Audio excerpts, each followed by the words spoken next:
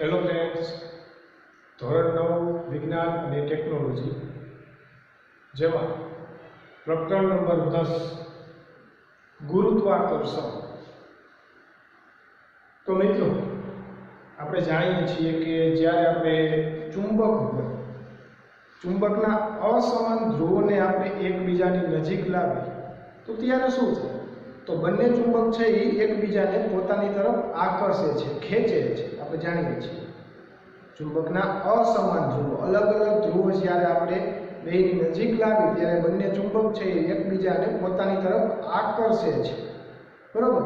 તો આ જે આકર્ષણ બળ છે, એવા આકર્ષણ બળ વિશે આપણે વાત કરવી છે. તો કે અહીં જે પૃથ્વી છે, તે પૃથ્વી પાસે પણ એવું એક આકર્ષણ બળ છે કે જે બળ દ્વારા પૃથ્વી છે એ બધાય પદાર્થોને પોતાની તરફ ખેંચે છે. તો આ પ્રકારનું આકર્ષણ બળ એટલે કે ગુરુત્વાકર્ષણ બળ. તો અમુક એવી આપણે કન્ડિશન જોઈએ કે જેમાં કોઈના કોઈ પ્રકારનું બળ અસ્તિત્વ ધરાવતું હશે. ચલો વાત કરીએ તો કે અગાઉ આપણે પ્રકરણ 8 અને 9 માં અભ્યાસ કર્યો કે કોઈ પદાર્થ છે ગતિ કરતો હોય તો એની ગતિમાં આપણે ફેરફાર કરવો હોય, એની ગતિમાં વધારો કરવો હોય અથવા ઘટાડો કરવો હોય, અથવા તો પદાર્થની જે ગતિની દિશા છે એ દિશામાં આપણે ફેરફાર કરવો હોય, તો ત્યારે આપણે બળ લગાવવું જરૂરી છે.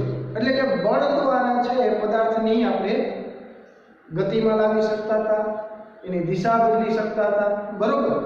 ત્યાર પછી વાત કરીએ કે જ્યારે કોઈ પણ પદાર્થ ને આપણે ઉપરની તરફ એટલે કે ઉર્ધ્વ દિશામાં ફેંકીએ, બરોબર, તો એ પદાર્થ કઈ દિશામાં પાછો આવશે? નીચેની તરફ પાછો આવશે. બરોબર? જ્યારે કોઈ પદાર્થને આપણે ઉપરની તરફ ફેંકીએ તો ગમે એ પદાર્થ હોય અમુક ઊંચાઈએ જશે, પછી અમુક ઊંચાઈથી શું થશે? એ પદાર્થ છે એ નીચેની તરફ એટલે કે પૃથ્વી તરફ એ ગતિ કરવા લાગે છે. બરોબર? તેમજ આપણે જાણીએ છીએ કે સૂર્યની ફરતે બધા જે ગ્રહો છે એ વર્તુળાકાર કક્ષામાં પરિભ્રમણ કરે છે, એની ફરતે ફરે છે. તો આ સૂર્યની ફરતે જે આ બધા ગ્રહો ફરે છે, તેમજ પૃથ્વીની ફરતે ચંદ્ર ફરે છે. તો આ દરેક પરિસ્થિતિમાં જોઈએ તો કે કોઈના કોઈ પ્રકારનું બળ લાગે છે. તો ન્યૂટન નામના વૈજ્ઞાનિકને એના ઉપરથી એક વિચાર આવ્યો કે આ જે દરેક પરિસ્થિતિની જે વાત કરીએ, દરેક પરિસ્થિતિમાં એક જ પ્રકારનું બળ લાગે છે. ત્યાર પછી આપણે વાત કરીએ મુજબ કે ચંદ્ર છે એ પૃથ્વીની આસપાસ પરિભ્રમણ કરે છે, તેમજ બધા જે ગ્રહો છે એ ગ્રહ સૂર્યની આસપાસ પરિક્રમા કરે છે. બરોબર? એ પછીની પરિસ્થિતિ તો કે જ્યારે આપણે કોઈ પદાર્થને ઉર્ધ્વ દિશામાં એટલે આમ ઉપરની તરફ આપણે ફેંકીએ તો ત્યારે એ પદાર્થ છે એ અમુક ઊંચાઈ સુધી ઉપર જશે. ત્યાર પછી શું થશે? એ પદાર્થ નીચે તરફ ગતિ કરવા લાગે છે. બરોબર? આપણે માનો કે ક્રિકેટના બોલથી રમતા હોય અને ક્રિકેટના બોલને આપણે ઉપરની તરફ ઉછાળીએ તો શું થશે? તો કે એ બોલ છે એ અમુક ઊંચાઈ સુધી પહોંચશે, અમુક ઊંચાઈ સુધી પહોંચશે. પછી શું? અમુક ઊંચાઈથી બોલ છે હવે નીચેની તરફ પાછો ગતિ કરવા લાગશે, નીચેની તરફ આવશે. બરોબર? બોલને આપણે ઉર્ધ્વ દિશામાં ઉપરની તરફ ઉછાળ્યો તો હવે ક્યાં પાછો આવે છે? અમુક ઊંચાઈએ જઈ પછી પાછો પદાર્થ છે નીચે તરફ ગતિ કરવા લાગે છે. બરોબર? તો આના ઉપરથી આપણે બીજી વાત આપણે જાણીએ છીએ ન્યૂટનની વાત આપણે સાંભળી છે કે આઇઝેક ન્યૂટન જ્યારે સફરજનના ઝાડની નીચે બેઠા હતા તો ત્યારે શું થાય છે? તો કે સફરજનના ઝાડમાંથી સફરજન છે એ તૂટી ન્યૂટનના માથા ઉપર પડે છે. બરોબર? સફરજન છે અને ઝાડમાંથી નીચે પડે છે, તૂટી જાય છે અને સફરજન નીચે પડે છે. તો હવે વૈજ્ઞાનિક આઇઝેક ન્યૂટન છે એને વિચારે કે આ ભાઈ સફરજન આમ ઉપરથી નીચે જ કાં પડ્યું? બરોબર? એ શું વિચાર આવ્યો કે સફરજન છે આમ ઉપરથી નીચે જ કેમ પડ્યું? બરોબર? ઉપર કેમ ન થયું? બરોબર ને? તો પછી ન્યૂટન છે હવે એના ઉપર તર્ક વિચારણા કરવા લાગ્યા કે ભાઈ આવું કેમ કે સફરજન નીચે જ પડ્યું, ઉપર કેમ નહીં? પાછું બીજું એને શું વિચાર્યું કે ભાઈ આ ચંદ્ર છે એ પૃથ્વીની આસપાસ જ ફરે છે, ચંદ્ર છે એ પૃથ્વીની આસપાસ આમ વર્તુળાકાર કક્ષામાં જ ફરે છે. તો આ વર્તુળાકાર ચોક્કસ કક્ષામાં કેમ ફરે છે? અને તો કે અહીંયા એક પ્રકારનું આકર્ષણ બળ લાગે છે, અને આ જે સફરજન જે નીચે પડે છે પૃથ્વી તરફ પડે છે અહીંયા એક આકર્ષણ બળ લાગ્યું. જો અહીં પૃથ્વી દ્વારા સફરજનને આકર્ષણ બળ લાગ્યું.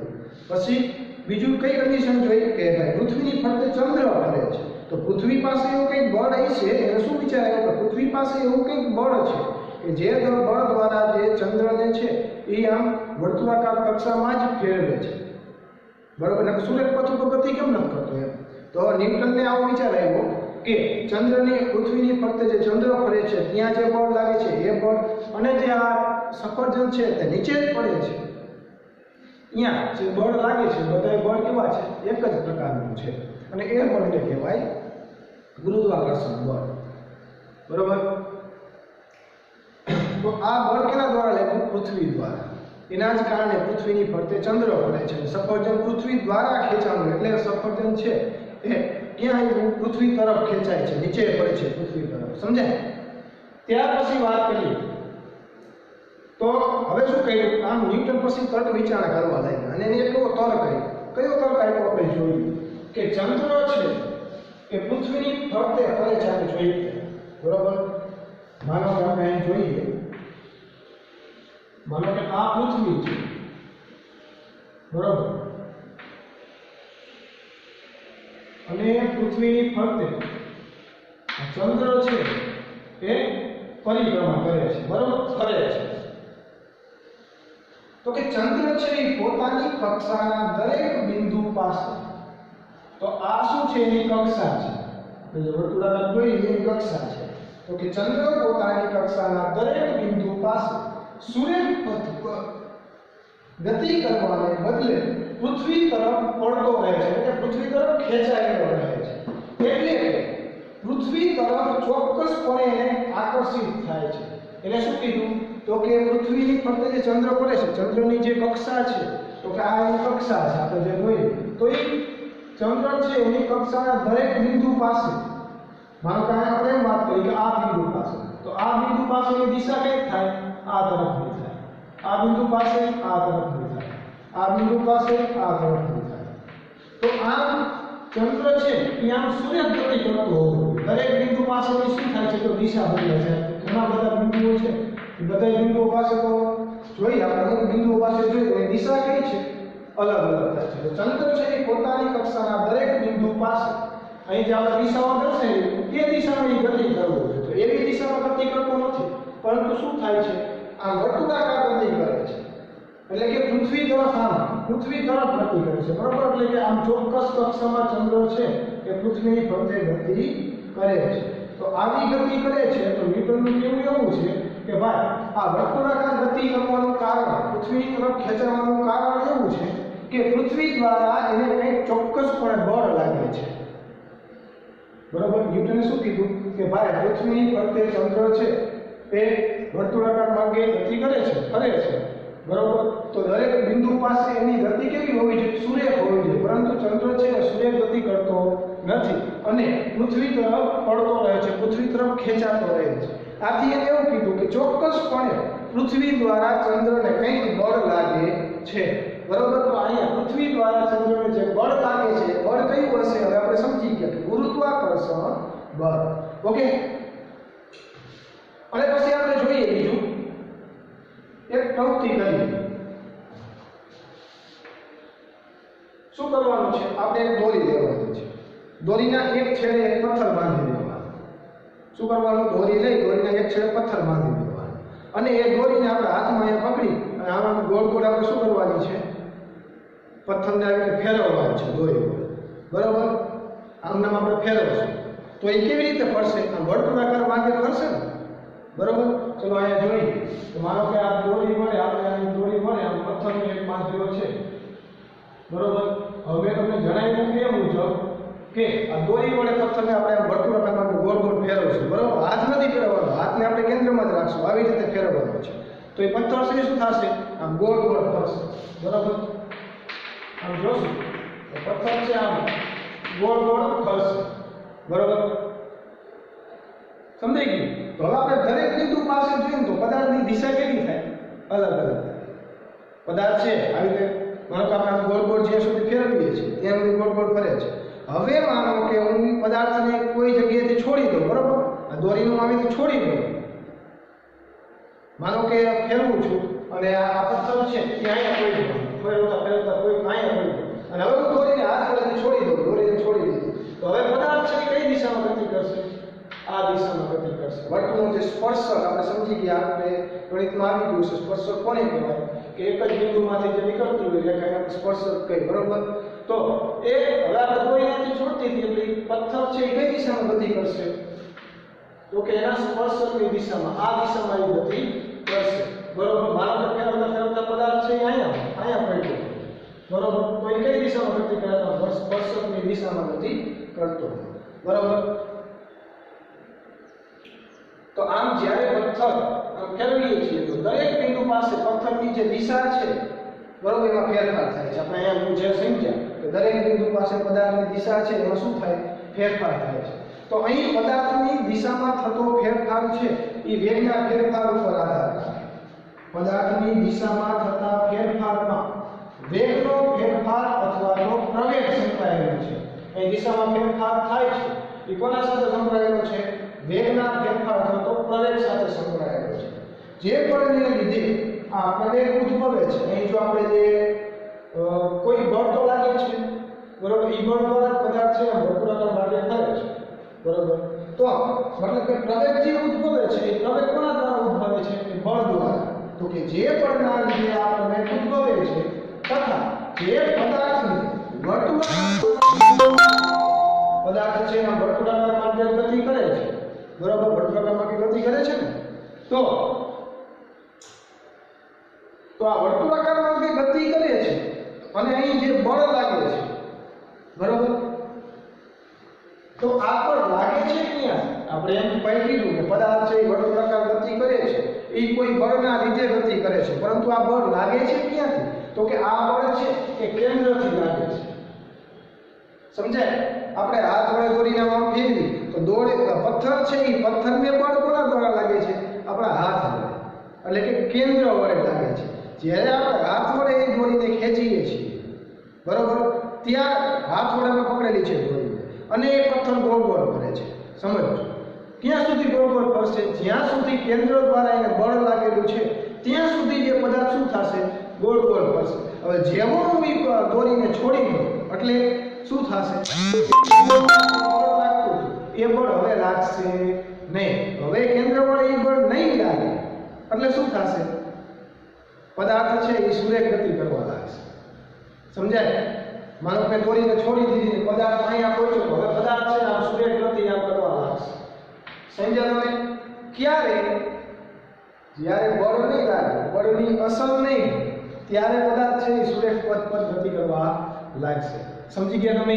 આથી આપણે કહી શકીએ કે દિશામાં થતો ફેરફાર છે એ વેગના ફેરફાર સાથે સંબંધ ધરાવે છે. હવે જે બળના લીધે પ્રવેગ ઉદ્ભવે છે તે બળ છે એ ક્યાંથી લાગે છે? કેન્દ્ર તરફ લાગે છે. કઈ તરફ લાગે? કેન્દ્ર તરફ, બરોબર? અને આ બળને શું કહેવાય? કેન્દ્રગામી બળ કહેવાય. રેડી? સમજી ગયા? એટલે કઈ કેન્દ્ર દ્વારા બળ લાગે છે માટે હવે આપણે આ સમજી શકીએ કે પૃથ્વી છે એ કેન્દ્ર સ્થાને છે, બરોબર? તો ચંદ્રને પૃથ્વી તરફ એક બળ લાગે છે. સમજાય? એ બળને કારણે શું થાય છે? ચંદ્ર છે આમ વર્તુળાકાર કક્ષામાં ફરે છે. એવી રીતે જ્યાં સુધી આપણે દોરીને હાથ વડે પકડેલી હતી ત્યાં સુધી એ પથ્થર છે એ આમ ગોળ ગોળ ફરતો હતો, બરાબર? જેવું એ બળ લાગવાનું આપણે છોડી દઈએ, બરાબર, હાથમાંથી દોરી છોડી દો હવે બળ લાગશે નહીં, ત્યારે શું થાય છે કે પથ્થર છે એ સૂર્ય ગતિ કરવા લાગે છે. તો આ જ્યાં સુધી પદાર્થ ઉપર આ આકર્ષણ બળ લાગે છે, કેન્દ્રગામી બળ, કેન્દ્ર દ્વારા જે બળ લાગે છે, કેન્દ્ર તરફનું બળ, બરાબર, આ પદાર્થને આ તરફનું બળ લાગે છે, કેન્દ્ર તરફનું. તો જ્યાં સુધી આ કેન્દ્રગામી બળ લાગે છે ત્યાં સુધી જ પદાર્થ છે એ ગોળ ગોળ વર્તુળાકાર કક્ષામાં ફરે છે, બરાબર? તો આમ પૃથ્વી દ્વારા ચંદ્રને આકર્ષણ બળ લાગે છે, બરાબર? તો ગતિના ત્રીજા નિયમ મુજબ આપણે જોઈએ થાય સફળ તેનું પણ પૃથ્વીને આકર્ષે છે. આપણે જોઈ ગયા કે એક પદાર્થ જ્યારે બીજા પદાર્થ ઉપર બળ લગાવે ત્યારે બીજો પદાર્થ છે એ પહેલા પદાર્થ ઉપર બળ લગાવતો હોય. તો આમ ન્યૂટનના ગતિના ત્રીજા નિયમ પ્રમાણે આપણે જોવા જઈએ તો એવું પણ કહી શકાય કે ભાઈ સફરજન છે ને એ પૃથ્વીને પોતાની તરફ ખેંચતું હોય. કયા નિયમ પ્રમાણે કહી શકાય? ત્રીજા નિયમ પ્રમાણે. પરંતુ ગતિના બીજા નિયમ અનુસાર શું છે તો કે આપેલ બળ માટે પદાર્થમાં ઉદ્ભવતો પ્રવેશ એ દળના વ્યસ્ત પ્રમાણમાં હોય. તો હવે આપણે દળ જોવું પડે. તો ભાઈ તમે પૃથ્વીનું દળ જોવો અને સફરજનનું દળ જોવો. પૃથ્વીનું દળ કેટલું બધું અને સફરજનનું દળ કેટલું? બરોબર, સાવ ઓછું. તો આમ પૃથ્વીના દળની સાપેક્ષે આપણે સફરજનનું દળ છે એ અવગણી શકીએ. બરોબર, કેમ કે હાવ ઓછું થાય સફરજનનું દળ. એટલા માટે આપણે પૃથ્વી તરફ ચંદ્ર તરફ સફરજન તરફ પૃથ્વી છે એ આમ આકર્ષાથી દેખાતી નથી. એટલે કે બળ આપણે નથી લાગતું એવું માની શકીએ. બરાબર, એવા તર્ક ઉપર આવી શકીએ. બરાબર, એટલા માટે છે સફરજન છે કઈ તરફ ખેંચાય છે? પૃથ્વી તરફ ખેંચાય છે. ઓકે, તો હવે આપણે આ સમજી ગયા કે કેન્દ્રગામી બળ લાગે છે. એના જ કારણે પૃથ્વીની ફરતે પૃથ્વીની ફરતે ચંદ્ર ફરે છે. એ જ રીતે સૂર્યની ફરતે બીજા બધા ગ્રહો ફરે છે. તો આમ વિશ્વનો દરેક પદાર્થ છે એ બીજા પદાર્થને પોતાની તરફ આકર્ષે છે. દરેક પદાર્થ આકર્ષે. બરાબર, અહીં કોઈ બે વ્યક્તિઓ હોય, બે સ્ટુડન્ટ બેઠા છે તો એ બંને સ્ટુડન્ટ પણ એકબીજાને આકર્ષતા હોય. બરાબર, પરંતુ એનું આકર્ષણ બળ આપણે જોવા જઈએ તો ખાવ ઓછું હોય. બરાબર, એટલા માટે એવું આકર્ષણ થતું નથી. તો ચલો હવે આના ઉપરથી આપણે કહી શકીએ કે વિશ્વના બધા જ પદાર્થો એકબીજાને આકર્ષે છે. વિશ્વના દરેક પદાર્થ છે એ બીજા પદાર્થને આકર્ષે જ છે.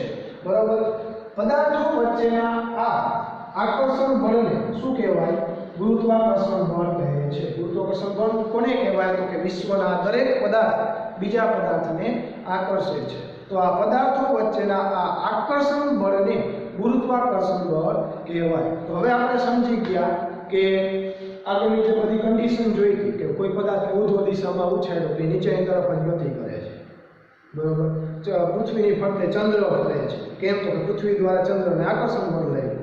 બરોબર, કોઈ પદાર્થને ઉપરની દિશામાં ફેંકો તો એ પદાર્થ અમુક ઊંચાઈએ જાય છે, પણ પછી શું થાય છે તો કે પૃથ્વી દ્વારા તો એને આકર્ષણ બળ લાગે જ છે. તેથી આકર્ષણ બળ દ્વારા શું થાય છે? પદાર્થ છે એ પૃથ્વી તરફ ગતિ કરે છે. સફરજન કેમ નીચે પડ્યું હવે આપણે સમજી ગયા. તો કે પૃથ્વી દ્વારા કે સફરજનને આકર્ષણ બળ લાગ્યું એટલા માટે. ઓકે,